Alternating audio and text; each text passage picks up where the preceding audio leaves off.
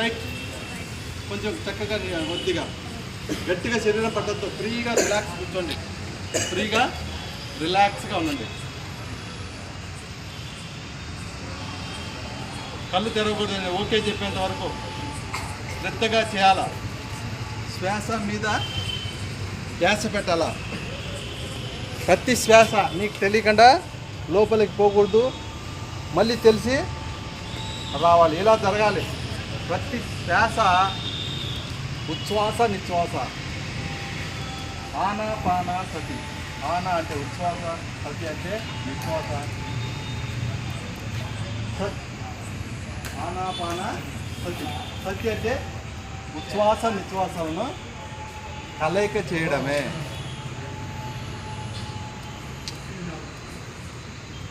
ప్రతి శ్వాసను గమనిస్తూ ఉండాలా. మనం గాలి పీల్చుకుంటూ